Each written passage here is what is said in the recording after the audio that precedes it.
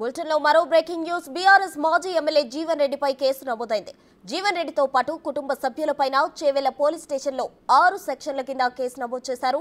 తమ భూమిని కబ్జా చేశారని జీవన్ రెడ్డిపై దామోదర్ రెడ్డి అనే వ్యక్తి పోలీసులకు ఫిర్యాదు చేశారు. భూమిని కబ్జా చేసేందుకు పంజాబ్ గ్యాంగ్ పెట్టారని, ఈ విషయంపై ప్రశ్నించిన తనపై ముఠా దాడి చేసిందని బాధితుడు ఆవేదన వ్యక్తం చేశారు.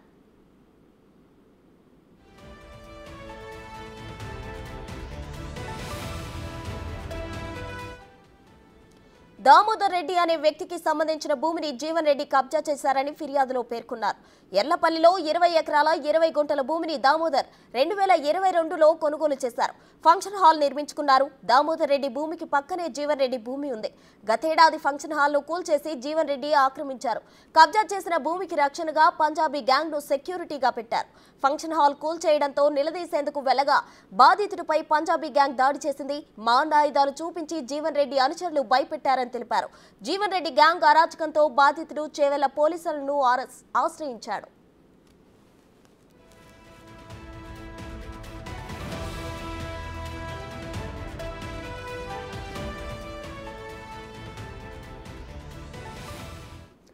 జీవన్ రెడ్డి అనుచరులు తమపై దాడి చేశారని బాధితుడు దామోదర్ రెడ్డి బిగ్ టీవీతో చెప్పారు. తమ భూమిలో ఉన్న ఫంక్షన్ హాల్ కూల్చేశారని ఆరోపించారు. మరిన్ని వివరాలు మా ప్రతినిధి రానా అందిస్తారు. ఫిర్యాదు మేరకు చేవెళ్ల పోలీసులు 4 కేసులు మాజీ ఎమ్మెల్యే జీవన్ రెడ్డి పైన నమోదు చేశారు. ఆ కేసులకు సంబంధించి అసలు ఆ ల్యాండ్ కబ్జా అసలు ఏంటి సంగతి, ఎప్పటి నుంచి స్టార్ట్ అయింది, ముఖ్యంగా జీవన్ రెడ్డికి దామోదర్ రెడ్డికి ఉన్నటువంటి గొడవ ఏంటి కూడా మనము కనుక్కుందాం. సార్, ఏంటి చేవెళ్లలో మీరు గతంలో 3 నెలల ముందు కూడా ఇదే అంశం పైన కూడా మీరు ఫిర్యాదు చేశారు, ఇప్పుడు దానిపైన కేసులు నమోదు చేశారు. అసలు ఏం జరిగింది ఎగ్జాక్ట్గా? అప్పుడు అసలు మమ్మల్ని రాణిస్తలేడు, మా భూమిలోకి మమ్మల్ని రాణిస్తలేడు. అలా ప్లాట్లలో కొన్ని ప్లాట్లు రిజిస్ట్రేషన్ చేసినాం, వాళ్ళని రాణిస్తలేడు. అది 172 ఎకర్ లేఅవుట్ చేసినాం. అది దాంట్లోకి ఎవరు రాణిస్తలేడు, మమ్మల్ని రాణిస్తలేడు. తాళాలు వేసుకొని అక్కడ మరాఠీలో బీహార్లో ఎవరో గుండాలు లేక ఉన్నారు. వాళ్ళని చూస్తే భయం అవుతుంది. ఎవడని పోవాలంటే భయపడుతున్నారు. పోతే దామోదర్ రెడ్డి రమ్మానండి, మీరు ఎవడు రాని కానీ వెళ్ళగొట్టేస్తారు. వాడు అసలు వాళ్ళని చూస్తేనే వీళ్ళు భయపడేస్తారు ప్లాట్ల వాళ్ళు. మేము ఏం చేయలేకపోతున్నాం. పోతే నేను ఒక్కని ఎక్కడ పోతే ఈ ఏజ్లా ఎక్కడ పోయి ఏం చేస్తాడు పోయి అంత. వాడు ఒకడు సురేష్ అంటోడు వాళ్ళ దగ్గర వాచ్మెన్ అందరు. వాడు అక్కడ గ్యాంగ్లంతా అదే భాష, మరాఠీ భాష మాట్లాడుకుంటూ ఉందరు.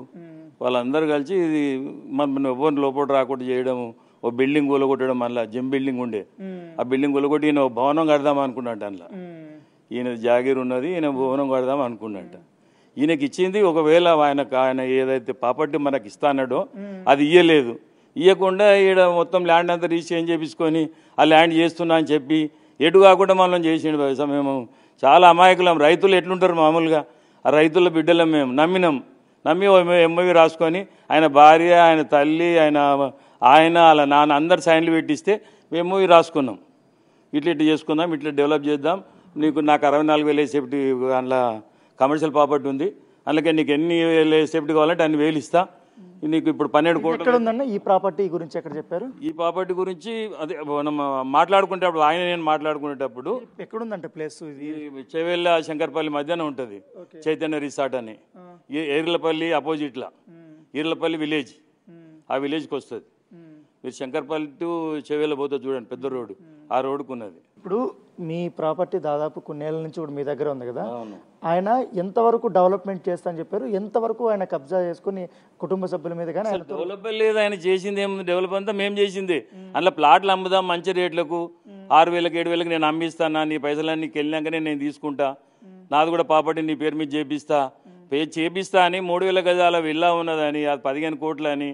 అది మాకు లాస్ట్కు ఉన్నది 2,470 గజాలు. ఆ విల్లా పనికి రాకుండానే ఉన్నది. సరే, అదే కమిట్మెంట్ అయినాం, తీసుకున్నాం.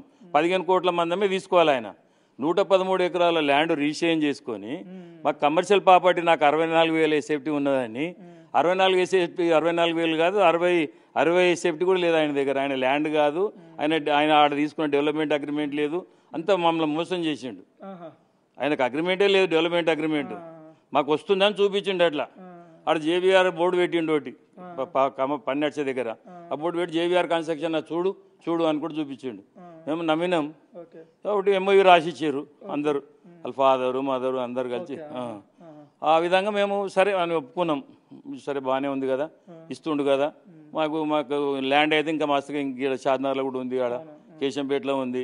సరే ఇక్కడైతే ఇది కానిద్దామని అనుకున్నాం. ఇక అతను కొన్ని రోజులకు మారుతా ఉన్నాడు, ఇక చేంజ్ అవుతుండు. మళ్ళీ ఒకసారి ఫోన్ చేస్తే లేపలే, ఇంటి దగ్గర పోయినాం. ఏం జీవన్ రెడ్డి ఫోన్ అయినా లేపకపోతే ఎట్లా, మేము ఆడికి రావాలంటే ఇబ్బంది కదా అంటే, నీకు ఫోన్ చేస్తే లేపాలనా, నేను లేపాలనా నీకు? అది కొట్లాటగా రెడీ అవుతుండే ఆయన. అప్పుడు మా అడ్వకేట్తో అడిగితే కేసు వేద్దామని, ఇది బాగాలేదు, అతను కొంచెం ఎక్కడెక్కడో క్యారెక్టర్ కూడా మాకు కూడా అర్థమవుతలేదు, కేసు వేద్దామని. అతనికి ఇచ్చిన ల్యాండ్ మీద మేము కేసు వేసినాం. అది కోర్టులో నడుస్తుంది.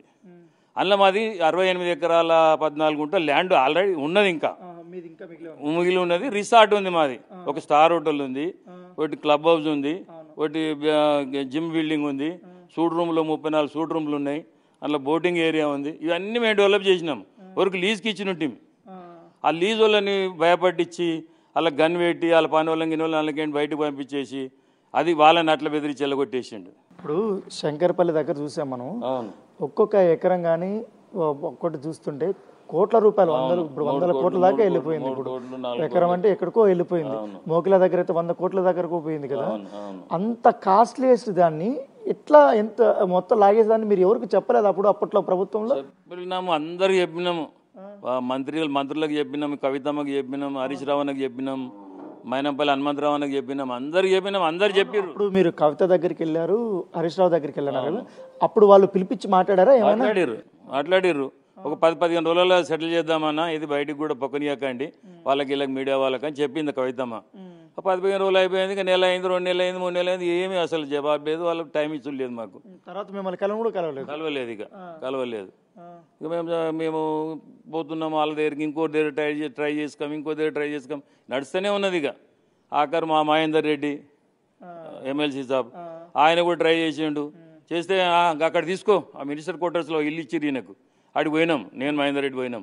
పోతే అక్కడ లెఫ్ట్ సైడ్ తీసుకో, రైట్ సైడ్ నాకు వదిలి నువ్వు అక్కడ తీసుకో అంటాడు. పట్నం మహేందర్ రెడ్డి ముందే ఆ లెఫ్ట్ సైడ్ తీసుకో అంటాడు. ఆయనకు ల్యాండ్ ఇచ్చినాం, ఒకవేళ అడిగితే ఆయన ల్యాండ్ అడగాలి, నా రిసార్ట్ ఉన్నదే ఎందుకు అడగాలి ఆయన? ఒకవేళ ఏదైనా సైన్ అవసరం ఉంటే నాకు నువ్వు పెడతావేమో, నేను నీకు పెడతానేమో, అది న్యాయంగా ఉంటుంది. కానీ అతను ఇష్టం ఉన్నట్టు మాట్లాడకాము. ఇంకో ఊరులో ఇంకో 5 ఎకరాలు ఆడ పక్కకు కబ్జా చేసిండు, అది కూడా కబ్జాలో ఉంది. నిన్న మొన్న 8 రోజుల క్రితమే అదంతా పడగొట్టేసిరట కూడా పరారు. మీ దృష్టిలో ఉన్నంత ప్రకారం మీ ల్యాండ్తో పాటు మొత్తం ఎంతవరకు ఆయన ఆధీనంలో ఉండొచ్చు కబ్జా పరంగా? కబ్జా అంటే మామూలుగా ఎంక్రోచ్ అయ్యిండు అవతల ల్యాండ్లకు, మా ల్యాండ్ బేస్ చేసుకొని అవతల ల్యాండ్లకు ఎంక్రోచ్ అయ్యిండు కొద్దిగా ఆడింది. వాళ్ళందరూ కోట్ల కేసులు వేసారు, వెయిట్ చేస్తారు. వీడు మూర్ఖుడు ఎప్పుడు పోతాడో ఎప్పుడు చేస్తాడో అని వెయిట్ చేస్తారు. వాళ్ళు ఏం చేయలేని పరిస్థితి. నాలేగా నేనే ఏం చేయలేని వాళ్ళు ఏం చేస్తారు? ఇక మీరు జనవరిలోనో ఫిబ్రవరిలోనో ఒకసారి మళ్ళీ మీ ల్యాండ్ దగ్గరికి వెళ్ళినట్టు గుర్తున్నాడు. అప్పుడు కూడా ఇట్లనే గొడవ జరిగిందా? అనిల్ అనే గుండగాళ్ళు ఉండ్రి, అనిల్ అని ఒక 10 మందిని వేసుకొని బాగా వాడు ఇష్టం ఉన్నట్టు మాట్లాడకాం. పోండి అవతల పోయి మాట్లాడుకో, ఈడ నిలబడవద్దు, ఈడ ఉండవద్దు, ఈడ మీకు చూపిస్తుంది, మీకు కూడా అది ఉన్నది, ఇప్పుడు మా దగ్గర ఉన్నది. అట్లా బెదిరించి మనల్ని పంపించి పోలీసు వాళ్ళు ఉండగా, మా ఎంబడి పోలీసు వాళ్ళు ఉండగా వాళ్ళు అతను బెదిరి చేయడం, పంపించడం. మేము పోయి కంప్లైంట్ ఇస్తేనేమో సరే పోలీసు వాళ్ళు రూలింగ్లో వాళ్ళు ఉన్నారు, అక్కడికంటే ఏదో ఫోన్ వస్తుంది, ఆ ప్రాబ్లం తోటి వాళ్ళు చేయకుండొచ్చు గతంలో. మరి వాళ్ళు ఇప్పుడు ఈ టైంలో మాత్రం మేము కూడా పోయినాం. సార్ మాకు అన్యాయం, ఎన్నిసార్లు పోయినా మనం లోపల రాణిస్తలేరు, మాకు భయం అవుతుంది, మా ల్యాండ్ ఉంది. అప్పుడు చెప్తున్నాం, ఇప్పుడు ఇవాళ నిన్న మొన్న కూడా సైడ్కి పోతే తాళాలు వేసి ఉన్నాయి. వాడు మరాఠీడో ఎవడో ఉన్నాడు, మున్నప్పనో ఎవడో, వాడిని చూస్తే అసలు భయంకరంగా ఉన్నాడు. ఇక గేట్లకంటే మేము తాళాలు ఉన్నాయి, ఫోటోలు తీసుకొని సరే మేము ఇన్ఫర్మేషన్ అది తీయాలి కదా పోలీసు వాళ్ళకి కూడా అని పోయి మళ్ళీ చెప్పినాం, ఇట్లా తాళాలు ఉన్నాయి సార్, ఎవడెవడో మరాఠీవాడు కనిపిస్తుండు, లోపల దాకా మేము వెళ్ళలేదు, భయమైంది మాకు అని చెప్పేసినాం సార్ వాళ్ళకి. గతంలో కూడా మీరు కంప్లైంట్ ఇచ్చారు కదా, దానిపైన అప్పుడు ఎంక్వైరీ ఏమైనా జరిగిందా?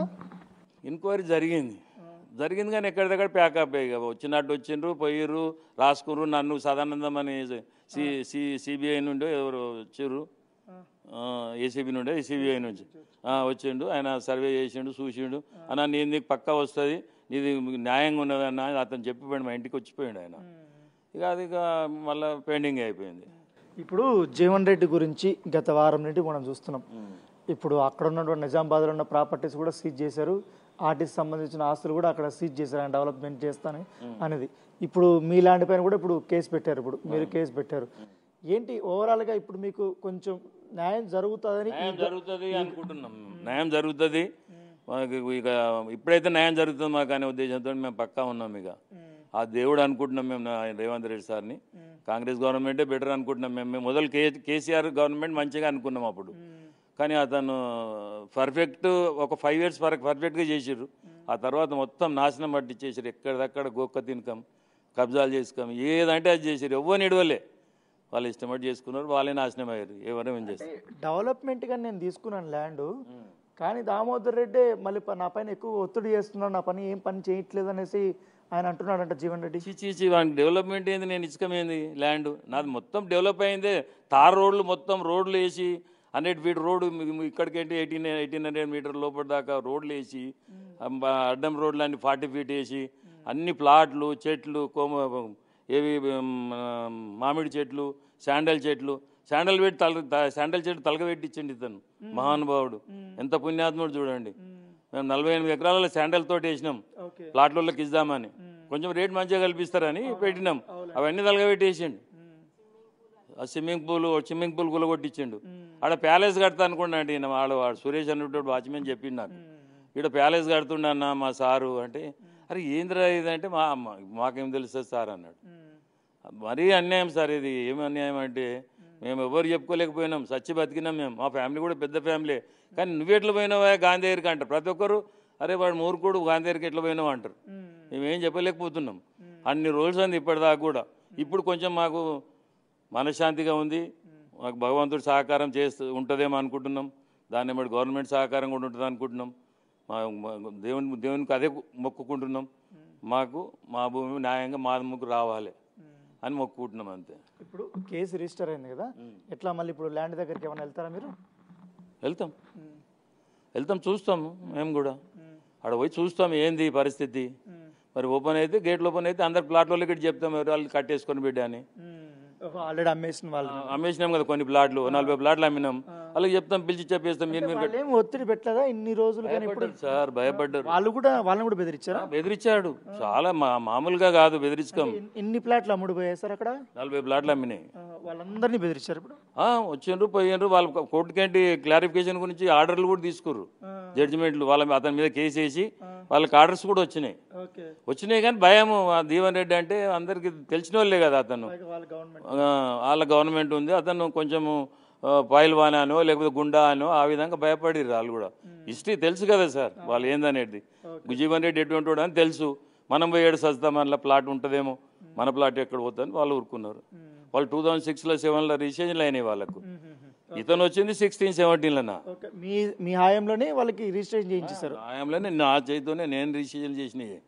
నేను ఎండి ఆడ దానికి మొత్తానికి. మా పిల్లలేమో మా ఫ్యామిలీ అనుకోండి మొత్తం అది.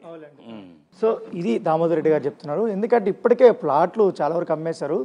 ప్లాట్లు అమ్మిన వాళ్ళు కూడా వస్తుంటే వాళ్ళని కూడా బెదిరించి అక్కడ లోపలికి కూడా ఎంట్రీ చేయలేదు. స్వతహాగా వీళ్ళు సొంత భూమి అయినా కూడా ఆ సొంత భూమిలోకి కూడా జీవన్ రెడ్డి ఇన్ని రోజులు తన గూండాలను పెట్టి బెదిరించి వీళ్ళని కూడా లోపలికి రాలేదు. ఇన్నాళ్ళకి ఆయన పాపాల పుట్ట పగిలిందంటూ కూడా దామోదర్ రెడ్డి చెప్తున్నాడు నేపథ్యం పడుతుంది.